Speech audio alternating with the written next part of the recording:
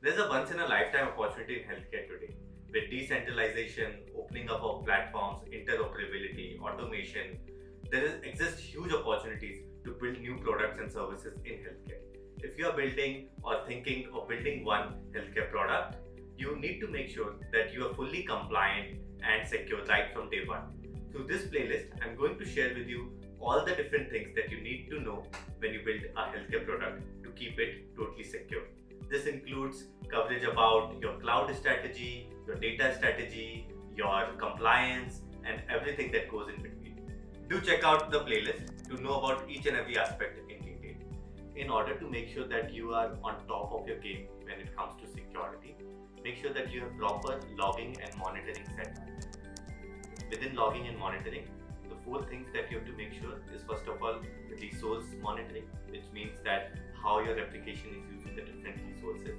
They are being monitored actively, and proactively changes can be made accordingly. Like if your application is using more server space, maybe more server space can be added further. So that way you can make on the go decisions or even automate changes to be done based on the resource usage. The next thing is application monitoring, which is the monitoring of the performance of your application. Again, like making sure that there are no issues happening, crashes happening, and anything that has to do with the performance is being managed.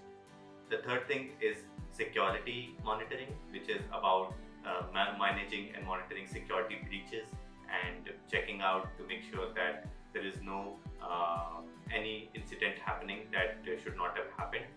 And then the fourth thing is access management, which is related to monitoring the resource access and usage by different users and how different parts of the system are being used and accessed. So these are the four different monitoring that we usually set up for products to make sure that they are fully compliant. Setting up a continuous integration and deployment pipeline is part of any healthcare product, and doing it right would be very important to keep everything secure. First of all, it starts with managing authorized access and making sure that the developers too do not have access to data, but they are working on the logs. Then the next thing that you can do is to make sure that there is no access to home directory to any user apart from the important stakeholders or the admin. And only the admin can even create users. No one else can create users within the pipeline. The other thing that you can do is having Docker set up to make sure that you can properly manage each and every aspect through Docker containers. And then you can also be able to make sure that Jenkins pipeline is properly set up. By properly setting up Jenkins pipeline, you can even enhance security and make sure that you have it updated and bug free all the time. Apart from this, you can mask all the important data within the system and also make sure that every time after the deployment, the source code is cleaned up from the servers.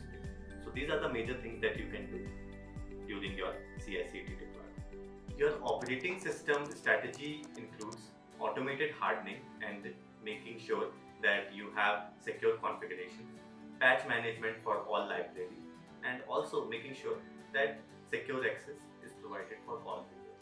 These three things make sure that your operating system strategy is fully secure for your healthcare product. For making sure that your cloud is fully secure for healthcare, you have to do a couple of things. The first thing is having a multi-factor authentication so that each user has to authenticate them at least 2 times.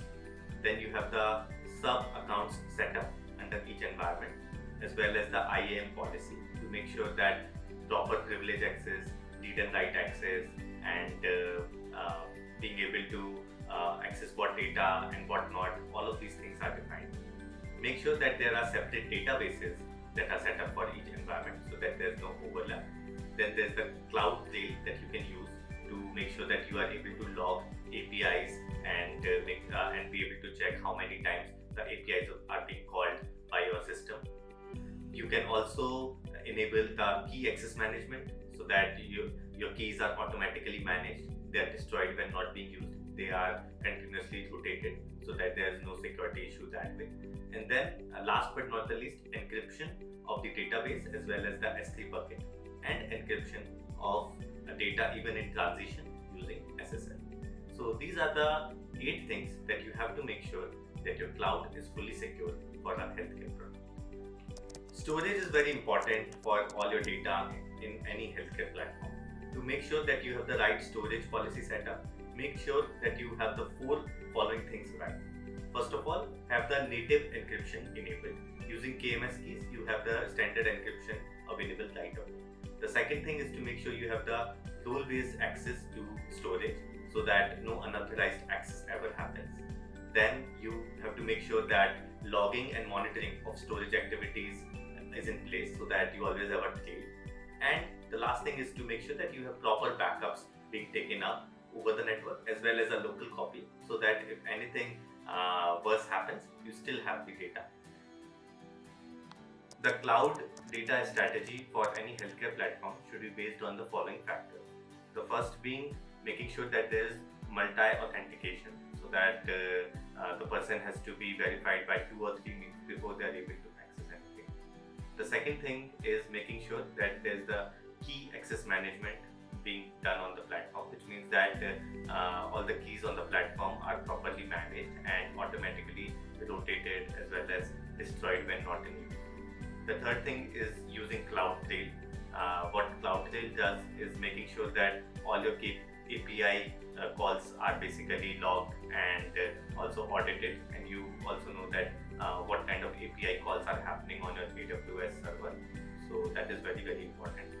The next thing is encryption, both in data during the transit as well as overall data storage. Encryption should be happening. And then the fifth point is creating proper IAM policy, the identity and access management, which defines like which user has what access and to what things and what not. So all of those things should be properly defined. And also make sure that the project environments, each of them are differently set up and they have different access